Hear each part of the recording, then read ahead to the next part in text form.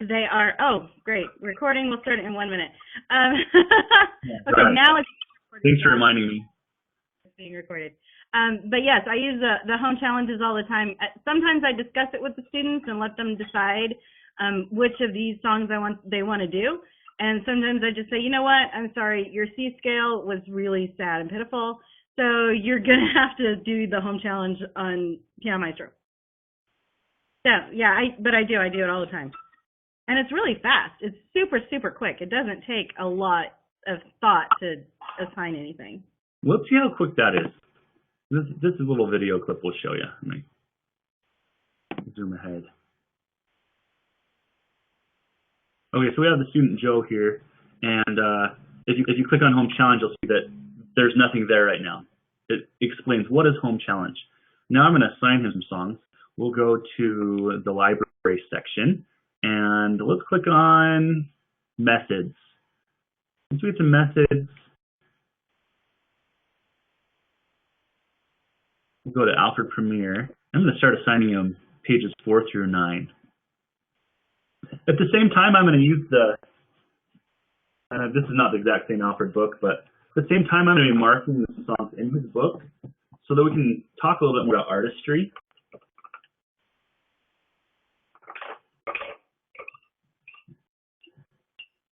I'm going to assign some exercises, and you're going to see how easy it is.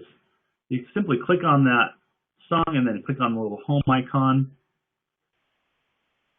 assign his challenge, and then it just drops right in his box, which will then later show up on his iPad.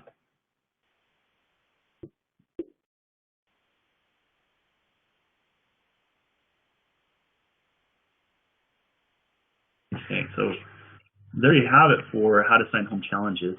Has anyone else had experiences with these? I just Any success stories? This is great if they, because it's summer. This is great when they come in from swimming and they say, hey, we're here for our lesson, but we forgot our books. And so if you are in any of those books, especially the Piano Pronto ones, the kids don't have the excuse anymore saying, but I don't have my books. You've got all of that material on the iPad. I am really hopeful that soon I will have a paperless piano lesson. That's my goal. I want a paperless piano lesson. So I don't know how close we are to that, but we're getting there. There are definitely a lot of options for the iPad that we've talked about in other webinars in the past, and you can learn a lot about webinars, for example, from Leela. This is website 88pianokeys.me. Really great resources. And Becky, you have this goal of a paperless piano lesson. I have to say that this is just something personal. I love getting my hands on a real book and marking it up. And what's interesting is you can now do that with the iPad, but I don't know if I'm a total believer in iPad only quite yet, but I love using the books. And Jennifer Eckman's book is in Piano Maestro as well, which are all quite aware, I'm sure. It's just because y'all are young. Y'all will get there. Don't worry. You'll get there. Someday I'll catch you using the iPad entirely. So that's how you do home challenge assignments. Now, how do we motivate our students? In the previous webinar, there's a little video clip I showed. Most of you are coming from that webinar, but you saw how in the very first clip, if I can pull up just that one slide again, right here. I'm assuming you can still see the screen. Is that correct, Becky? Yes. Okay, so in this little video here, it just does a quick run through, and at the very end of it, I don't know if you've seen this because this is so new. I'll pause it right there. Okay, do you see that? Yep, that's your face.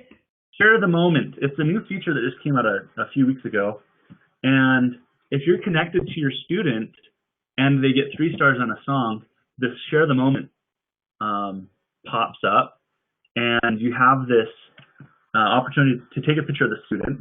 You take their picture, and then you share the email. You can even change the text, and it will send a recording of their performance and their picture, of course, to mom and dad. Now, this is so new that I've done it like 2 times, and I had an email come right back from mom saying she was so excited. Like, it was so awesome that she could hear the recording of the student, see that she was successful with the game, and just thought it was so amazing. Have you had a chance to use that yet? That feature yet, Becky? We actually caused a big stir over at JoyTunes because one of the students wanted to share the moment with me and was not able to do that. So yes, we do this a lot when we're in class, and especially on pieces that the children have had a lot of trouble with. So the students, I print the music for the students. They practice it at home. They come to the office. They want to prove to me that they can do it, even though they've already got 3 stars and they want to do it live and in person. So they'll play it for me, and then I will immediately turn around and email it back to the parents so they can see how successful their student was. They absolutely love having their picture taken without it having to be like a selfie, and I don't have to do, CDs and open this and do that. It's just a really quick performance, goes right to the parents, and they really, really love that connection because they, especially if they're those parents who drop and run, they know we're actually getting work done. So it's a really good motivational purpose for them. Thank you for sharing that. I think the more we can communicate with the parents, the more motivated they are to share. And then just being able to share that with mom and dad, I think gets the kids really excited about getting the 3 stars. Working on a piece until they really have it. I had one student that they were in lab time, and I think they probably shared probably 15 of those. I was about ready to say, hey, you should tone it down a little bit. You don't want to fill your mom's inbox with spam, but it sure was excited to see them excited about it. Excited about that.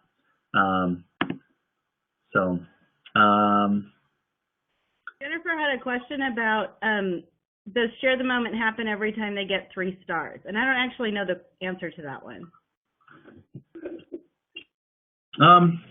Becky, what I've noticed is that if the first time on a particular song, I think it does right now. I don't know if there's any way of making that or controlling that so it doesn't happen as often. Because we don't want it to happen too often because it's kind of something special. But right now, I'm not quite sure. Sorry, Jennifer. Don't know the answer to that one. Anyway, we don't have the complete answer for that one. So, okay. Motivating parents. This is just a really fun idea that I pulled from another teacher. From Nicole Douglas. Let me share my screen again with you.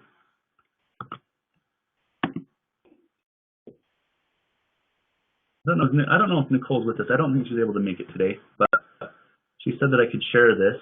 Oh, went back to the beginning. Let's share from the current slide. Here it is. Okay. Marilyn, are you listening, Marilyn? The Piano Maestro is available for mini iPad, so you can use it from the iPad mini. There's no reason why you can't. You can't use it from an iPhone yet, but you can use it from an iPad mini.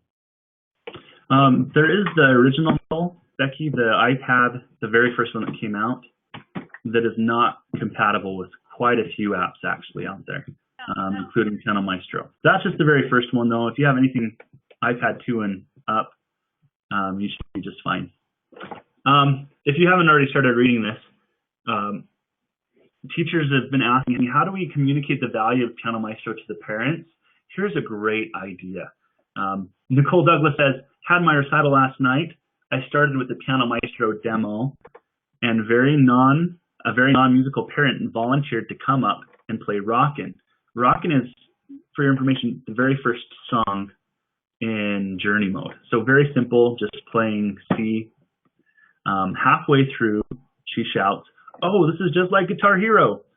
I'm smiling, thinking, sort of, but you're catching on. I projected the iPad screen to a TV up front so everyone could see what she was doing. Everyone thought it was cool, but then those 3 stars hit. It was like a firework went off, and everyone was so excited and cheering loud. It was really neat to see. By the time I got to explaining how I get a report saying how practicing is going during the week, I think they were sold on it. My wife and I, we plan on giving a demo of Piano Maestro in our July recital as the kids are playing pop songs such as Firework, Journey, Roar by Katy Perry, Bruno Mars songs, many more. We're really excited about that, and we didn't think about having a parent try it out first to see if they can do it, and I think that'd be a really great option. It'll really catch the vision of it if you just simply share it with them. There are certain adapters you can get to connect to the iPad to, like a VGA or HDMI. If someone wants to be ambitious, then go find those links on Amazon and share those particular adapters. If you know what I'm talking about, please do so. Otherwise, email me privately after, and I'll share that with you.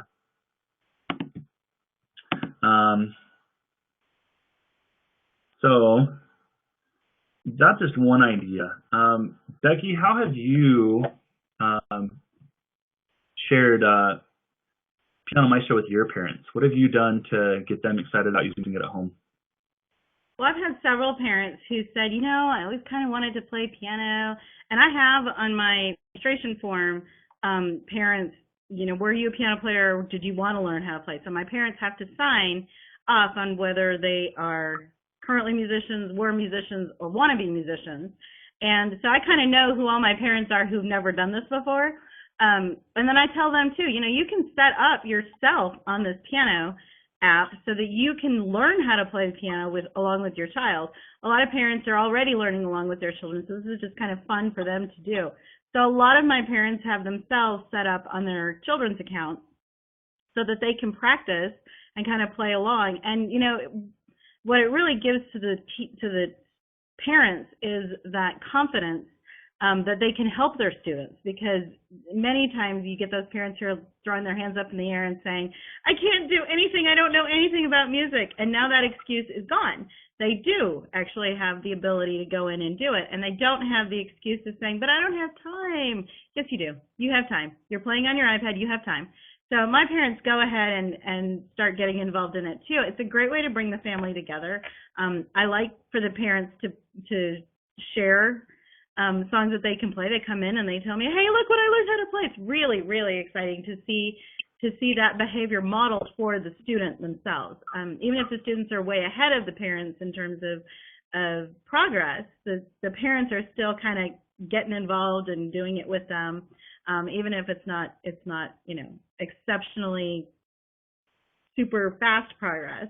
My husband, who is not a musician, he plays the radio badly. He is not a musician. But he gets on there and he plays with my kids. So it's been a really big benefit for us to get the parents involved. Thank you. Yeah.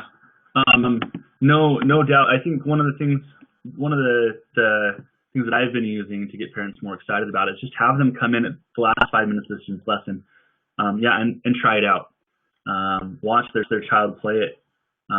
Usually just having them play at home is enough. The kids talk about the app, they talk about their lessons, what they're doing. They have fun doing it. So we're kind of on the topic of how do we motivate students and parents.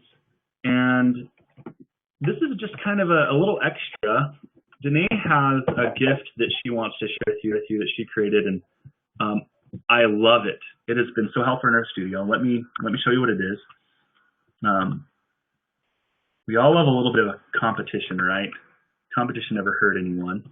I'm going to share just a document that she mostly created. Yeah, I'll give her full credit for it. She did all the work. By the way, Danae is my wife. I didn't introduce her in this session because most of you are coming from the other session. She's with us and helping to answer questions. Can I just say I couldn't do it without her? Danae is amazing. She helps me with my scattered brain and helps keep me focused. Here is that chart that she made here.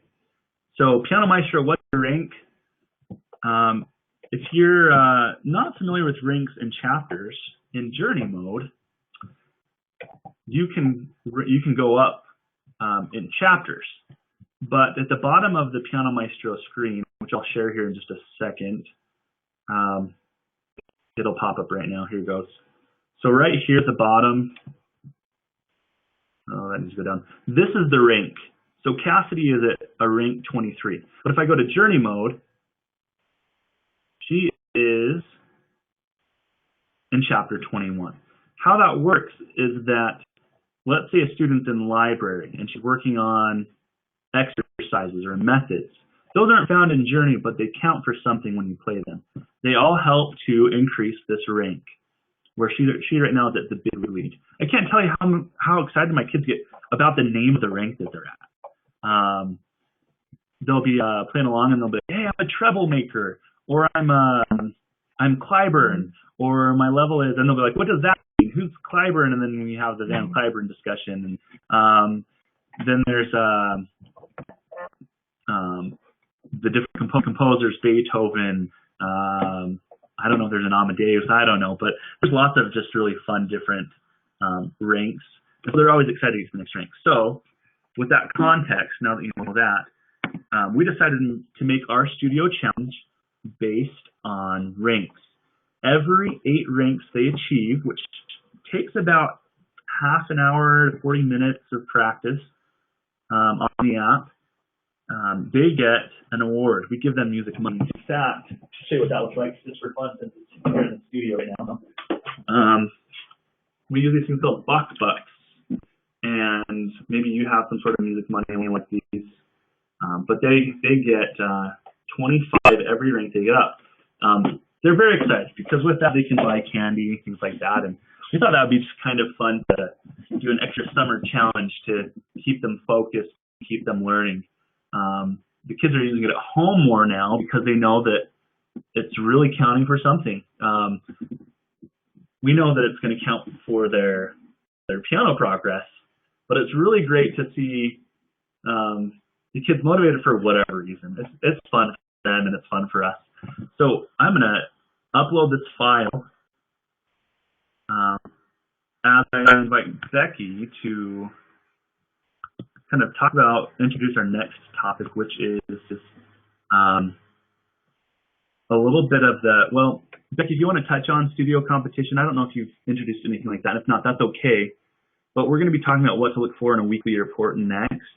If you want to talk about a little bit about that, I'm going to show some snippets from the weekly report, and then from there we're going to jump right into just questions and answers. So, okay, go ahead. So you want me to talk about the weekly report and what you get in it? Yeah, what's that all about? Okay, so the weekly report, which is really cool, and those of you that have shared my my studio Facebook page with, it's kind of fun. I get the report Monday or Tuesday, and I post on my studio Facebook page. I just got my JoyTunes account. My JoyTunes report.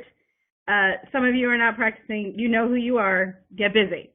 They all know that I'm serious about that, but I'm kind of kidding. But I'm kind of really serious. I need to get busy. But the report comes to you and it tells you who is practicing, who's not practicing. So if you want to shoot off a really quick text to remind your students that you've assigned home challenges to, that you know you've assigned home challenges to and they haven't done it yet, that you're getting that report.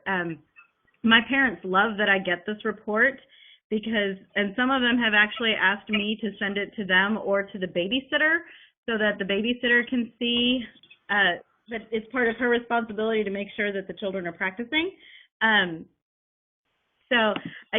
The Remind 101 is a really good way to do that, to remind students that they need to do their home challenges. It does show you how many songs they played. It shows you how many, and this is my favorite part, it shows you how many hours they practiced and how many sessions. So I'm looking at my report for Brooke Lieberman right now. Her dad's name is Brett, and she practiced 2.5 hours in 7 sessions. She played 42 songs. She played those a total of 57 times, and her most played song was Gangnam Style, which is one of my least favorite songs personally, but she really, really liked it. And she's a beginner student, so we're really working on those anchor notes in her class. So even though I don't like the song personally, it's been a good experience for her to be able to play that a whole bunch of times. It sounds cool. She loves it. We've totally gamified having to memorize those positions on the piano. So I really love this. I love that you can see each song that they've played. You can see how many times they play it. Lots of really great information in there for you to go through. It starts to get a little, what's the word? Crowded the more students you have, but you know, it's really great information for you to see.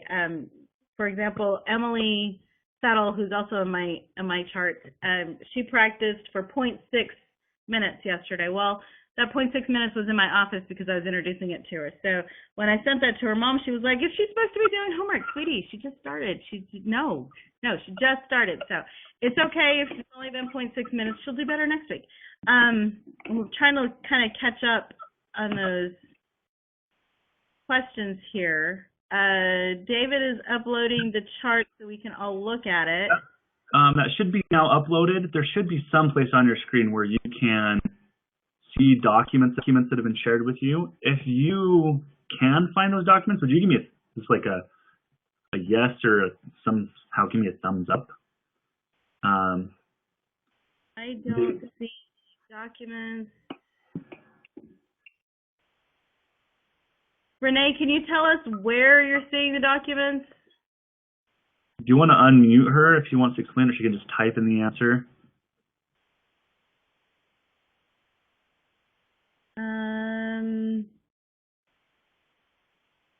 Okay, now I can't find her comment. Yeah, Renee said that she can, but everyone else is saying no. There's a section on my screen that says that I shared these documents and everyone in the meeting can see them. I'm checking it again to see if I'm missing anything. Okay. If you have the screen that says, I don't know if they have that. Oh, hey, look at that. You guys, I just clicked this button that it says share download link. I probably shared way too much. There's a file called the Piano Maestro ranking chart PDF and then PPTX. Just going backwards just a little bit. That ranking chart, the PDF is so you can write in the names of your students. The PowerPoint, if you open that file, you should be able to actually type in the names of your students. That's what we're going for. The fonts have been embedded, so it should all stay the same. But you're welcome to use those to do your own studio competition. Now, there was a teacher that asked the question, I can't remember who it was, but they asked, I'll share my screen again. I forgot that I turned that off. There's a teacher that asked about if we're doing just ranks or if we do methods and exercises in that competition as well. The answer is yes and no, because yes, if the students do exercises, it actually counts towards their rank, but we do not track it separately. It's all kind of under the same umbrella. We originally started with a really complicated plan that tracked every little detail, and we thought it was just too much. It was going to be a waste of time to write down everything. So the rank was just a good overall way to say, hey, they're using the app. Everything they play in the app is credited towards rank, so that worked. Hopefully I answered that question. Now, with those links, did anyone click to download them, and did they work? I did, and yes, it did. Oh, good. Okay. Mine did. I don't know if that worked for everybody else, but it worked for mine. Okay, so there's one document called the weekly progress sample. Becky was just talking about the progress report. This is the last thing I'm going to share with you, and then we'll talk Piano Maestro. So,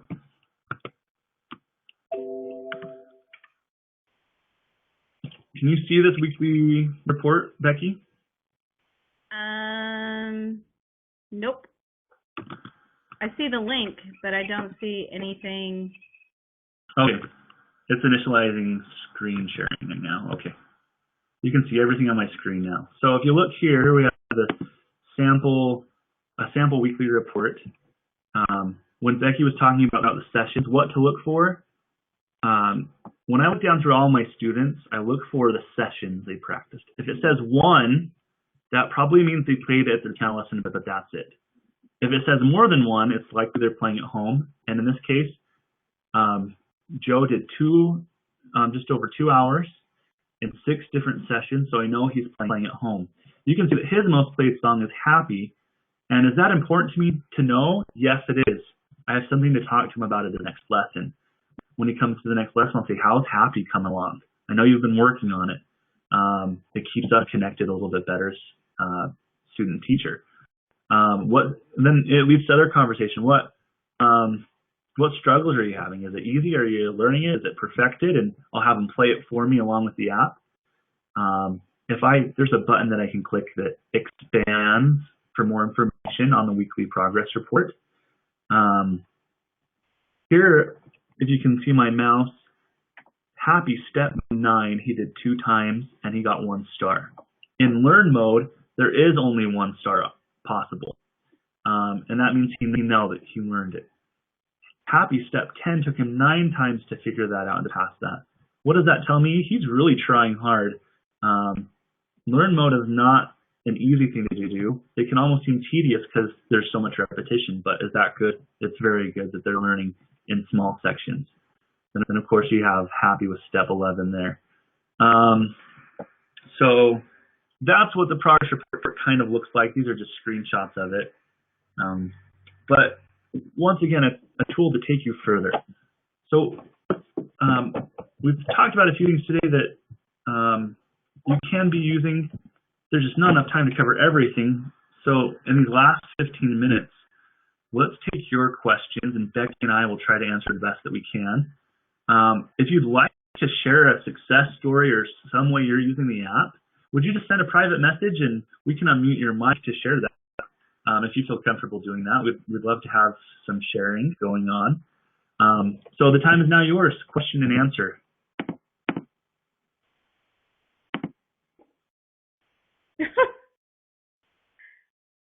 1,450 emails are bothering Jennifer. You got to fix that, David. Oh, did you put that on my screen? Man, you're getting to know me way too well. I'm supposed to have this. I'm a professional. I know what I'm doing, but man, I could work on my organizational skills a little bit better. That's why I have a wife. 14. Jennifer she wrote a private comment saying that she saw they had 1,450 emails that were unread. Those were all junk emails. I make sure I answer all emails from parents. That's very important. So. Renee McKee wants to know, if a family buys the app, can the siblings have different accounts for the price of one membership? And the answer to that question, Renee, is, and actually Danae answered it as well. Says I'm not being heard very well. That yes, you can add other family members to the same account. So parents don't have to pay for a subscription for however many children they have. They can use one subscription for as many children as they want. Which is very nice. And that means mom and dad too. Mom and dad can play under the same subscription. In fact, in our studio, we have more than one iPad. There are 2 of them with really cool cases. We have more than one iPad, but JoyTunes allows you to, I think, have it up on 2 or 3 iPads. We're the same studio. We're using it on the same account. And once you get to so many iPads, though, you do need to buy another account. Julie asked if they always had to start at the beginning of the journey.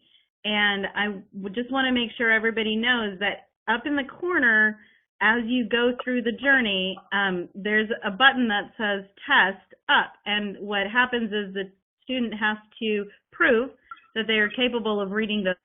So typically my students will, especially if it's an advanced student who can play, but they're coming back or they were on vacation or whatever, and I hadn't used that feature, I hadn't used Piano Maestro with them before.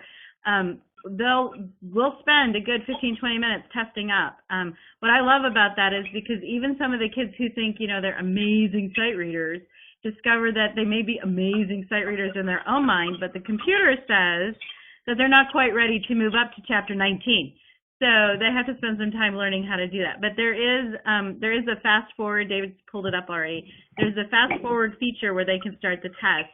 The thing to remember when they do this fast forward testing is that they have to get 3 stars on it or they don't test up. There's no in between. There's no sort of maybe. There's no kind of. You did kind of okay. You have to get 3 stars on it, which means 90% or better on notes and timing before you can move on. Janine also brought up a good point in answer to Julia. If they go to the library instead of Journey, they can play whatever song they want to. I don't encourage my students to go to the library, but they figure it out, and they still want to go back and do Journey mode because it unlocks things. It gives you awards. In library mode, they just play the song and they can still get 3 stars, but it doesn't remember that. It just adds that to their rank. So it's just a kind of a different approach. So yeah, if there's a certain song you want them to play, take them to the library and you can find anything there that's in Journey mode. I'm trying to read Brandon's testimonial and I can't get to it because people keep adding to. Hold on. If you click on it, Becky, it'll stop it from scrolling if you try to scroll it, I think. It can turn off automatic scrolling somehow, I think. Anyway, one person asked, can my subscription transfer from one iPad to another, for example, to my husband's iPad? Yes, all you have to do is go to the app. I'll see if I can show you that here, actually. Just when you log in, oh no, I can't pull that up right now, actually. But when you open the app, you can just log in with your username and password, and then all your students' information will pull up on that iPad.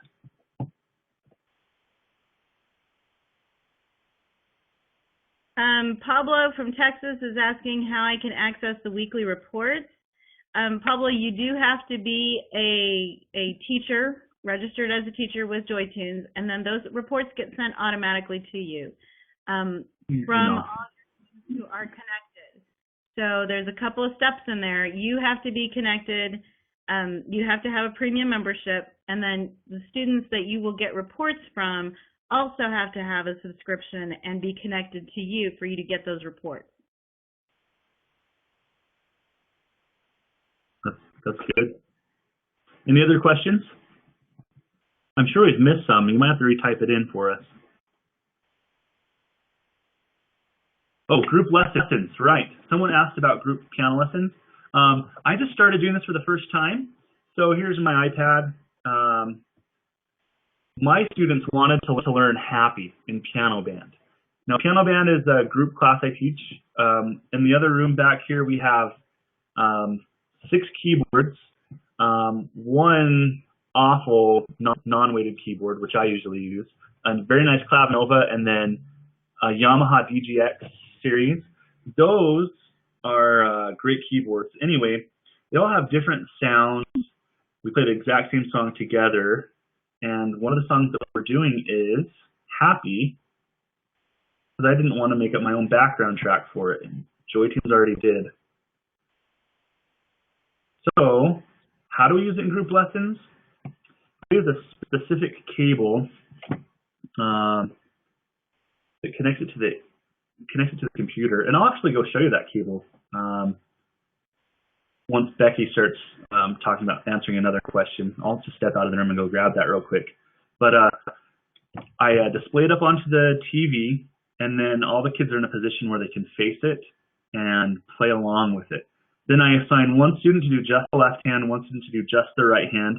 Then I have another student that's just doing the drums, so they don't even see their notes on the screen. They just play along on a drum effect. So they're all kind of doing something different, but they're all playing the same song. What happens when they're all playing at the same time? Sometimes it'll catch the notes, but most of the time it hasn't been in a group setting. So they usually end up getting 1 star or less, even if it sounds really good. But it always creates a good laugh when the little mini Mozart rocker guy in the corner starts plugging his ears. They get a good laugh out of that, even though they know they sound good because they're awesome. But it's made group lessons a ton of fun playing group Piano Maestro. hopefully that's an idea for you. Becky, do you have any ideas for group? I don't teach group classes. I'm sorry, David. Oh, no worries. Answer the next question, and I'll go get that cable and show everyone. Okay, technically that's not true. I do teach group classes, but I don't teach group piano classes. I teach primarily the littles. So for those of you that have little people classes, and by little people I mean ages 3 to 5, I use Piano Maestro with them after we've spent a couple of weeks learning how to play C and D or C, D, and E. I also use it for the littles to play rhythm exercises that are also the rhythm exercises that are included in the, I think it's in the exercises section. Well, I have 5 iPads that I take to class, and so the 5 iPads get spread out around the classes. Most of my classes are 20 to 25 kids. And before you panic, yes, they are all 3 to 5-year-olds, yes. But I do have the help of the teachers in the classroom, so I don't ever worry about whether my iPads are going to get destroyed or anything. They do really, really well with us. But every student gets the opportunity to play 3 or 4 times, and they do get to go through each of the exercises. They really do love doing this, and they will really work very, very hard to make sure that they are getting it right, because they want the 3 stars just like they do in Angry Birds. So for me, group classes are not necessarily piano classes as much as they are music classes, where I'm introducing the concept of keyboard to those kids. We don't use a real piano. They use the piano that is on the iPad, and that's their introduction to piano. And then I take them over to the real piano and show them how it works on a real piano. But for the most part, when I do a group class, it's everybody gets their own turn, and we have lots of iPads for everybody to play through. Right. It's exactly that, Brandon. It's a music class versus a piano class. David's teaching a piano class. I am not teaching a piano class when I use Piano Maestro with my group classes. I am teaching a music class. Thank you, Becky. I went and grabbed that cable. So to connect the iPad to your TV, you need an HDMI cable. Oh, gotta go on the screen. Okay, here we go. An HDMI cable, and then you need an HDMI adapter, just like this. And this is for the newer iPads, so you might have to get a different adapter. You snap it in, and then this goes right into the iPad here. This is the same way you do MIDI. It's just a different cable.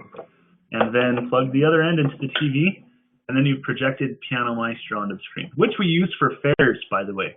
My wife and I will go to different community events where they have booths set up, and we'll let the public come play Piano Maestro, and then they sign up for piano lessons. It's awesome. It's a great way to get new students and to promote your studio.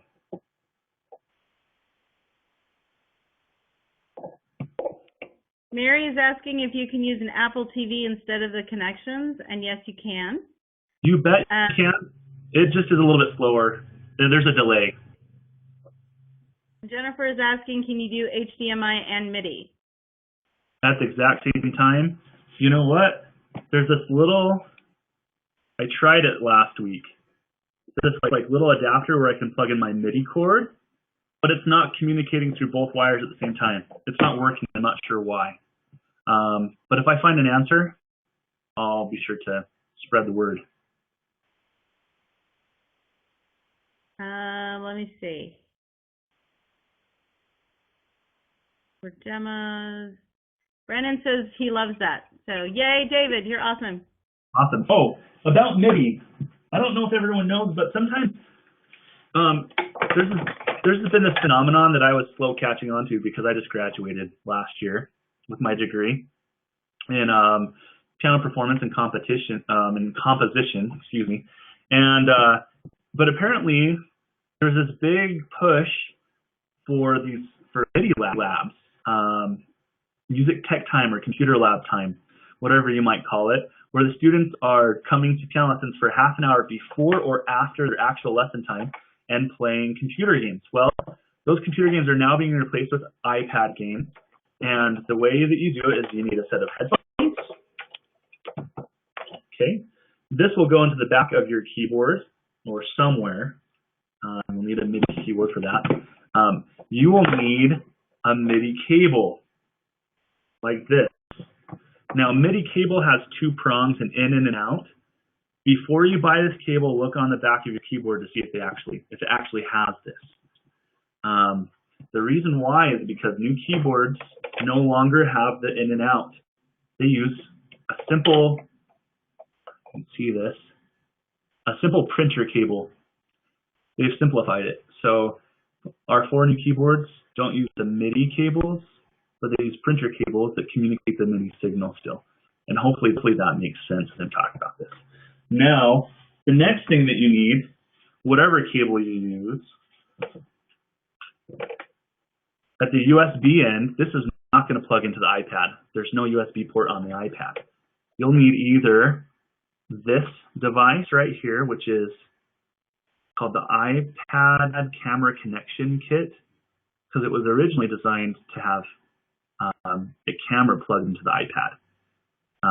But it's the same for MIDI. You just snap that on, and this goes into the old, the second generation iPads, for example. On the end, you'll see how's a wider plug. Then the next one is this adapter right here, which is for the newer iPads and iPhones. But you can see that okay. And you just put that on into the USB cord. I'll snap that right into the iPad. So there you have MIDI. I guess I could have taken pictures of the keyboard to show you and how that looks like on the other end, but hopefully that makes sense.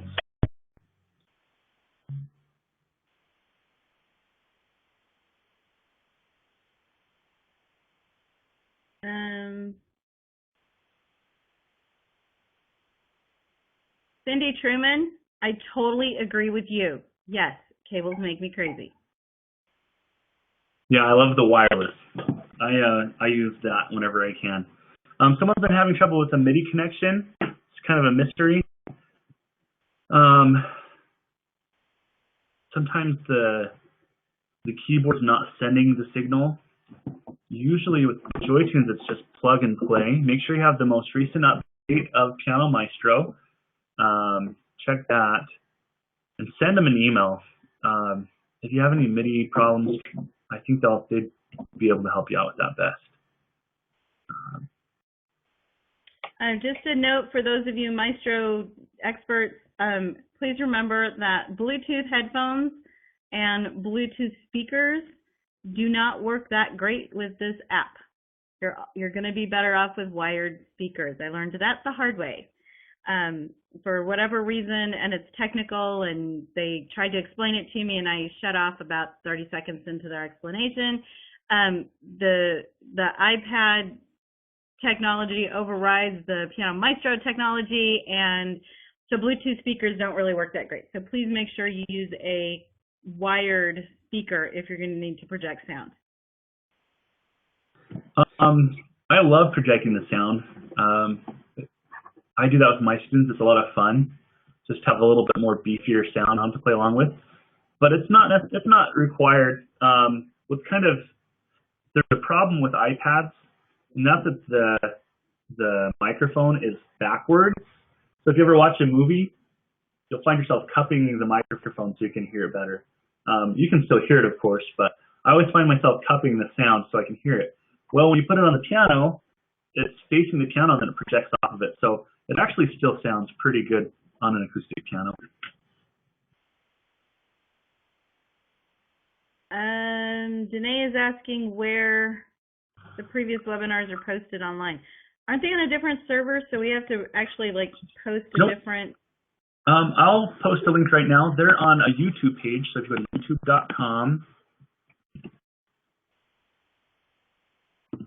youtube.com/joytunes.com, I think it's for communication. JoyTunes.com. That's their YouTube page, and that's where you can find the previous webinars. My apologies that I started recording late on this webinar. I think most of the good material, though, will have been recorded. So Okay. Yeah, they really don't need to hear us having technical difficulties. You don't need to record that. Anyway. Right. They don't need to know. There's the link, and you can find previous webinars and other helpful tutorials. I'm always creating new tutorials, and we'll be posting some more next week, just to help you navigate the app better and connect to students, for example. So.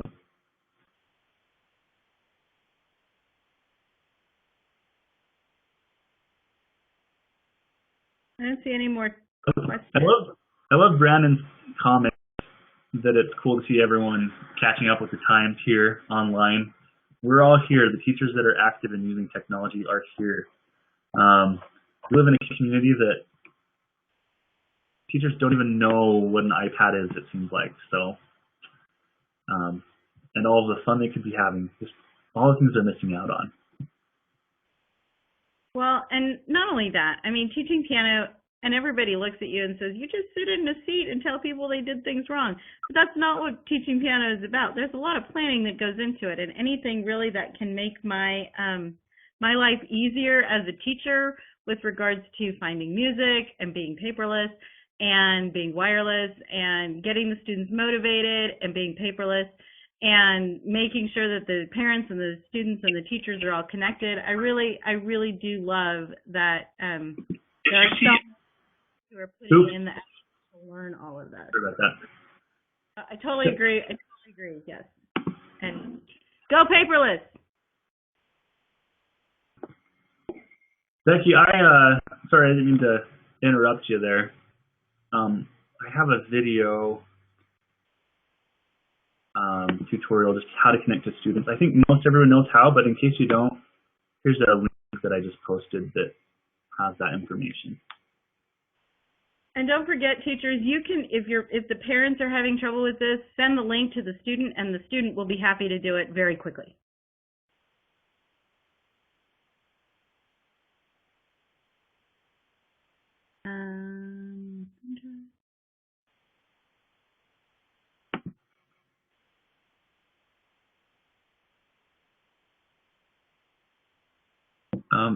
It's now 12:04. The meeting was supposed to end at noon. If you need to leave, you're welcome to. I'm happy to stay online just for a little bit longer, unless I have a piano student coming right now. And Danae would know that. But I'm happy to keep answering questions. If anyone needs help with anything, otherwise, thanks for coming today and attending this meeting. We'll have more webinars in the future about other topics as well besides Piano Maestro. Joy Tunes is very open about education in general and teachers being informed. So thank you for coming today. And feel free to send in more questions. So Becky, do you need to get back to teaching? I do. I have, David, you have a group class at 1. I have a class in 25 minutes. Again, David, if you want to put my email address up there, I'm happy to help anybody who needs it. Or you can catch me online because I talk a lot online. I opinionate often on Facebook pages. Not always good opinions, but they're mine and I own them. But anyway, feel free, David, to go ahead and put my email up if anybody needs help. Okay, Becky, what is your email? I'll type it in the notes section right now. Okay, it's MS. I guess I can put it in chat too. Becky, BECKI, gmail.com.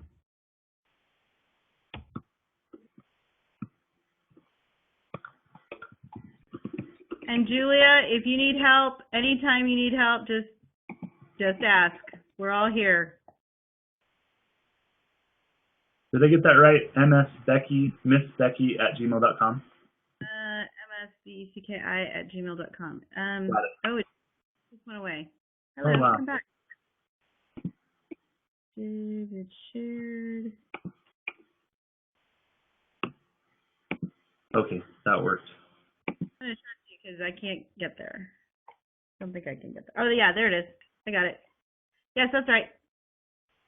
Please send questions. Yeah, send questions about group piano or whatever it might be. I just started this summer with group piano. I can't say I'm the best at it, but there's lots of resources out there. So anyway, I'm going to When I end the meeting, I'm going to send you to a link that will automatically connect you to the JoyTunes website for more information, handouts, things like that, free music that you can print off that comes from the Piano Maestro app, and any other resources that could be helpful to you. There's actually a JoyTunes teachers page that Danae just shared. Be sure to click on that link before it disappears. On that Facebook page, we're always answering questions, talking about the next changes that need to happen, and the developers at JoyTunes are very willing to help. Song suggestions. And song suggestions. Come and enter your song suggestions there. So. When you said MIDI problems could be that the keyboard does not feed out of the computer, is there anything that can be fixed? Ooh, Marilyn asked, when you said MIDI problems could be that the keyboard does not feed out of the computer, is this anything that can be fixed? I'm not sure I understand that question, Marilyn. Can you ask it again? Out to the computer. I'm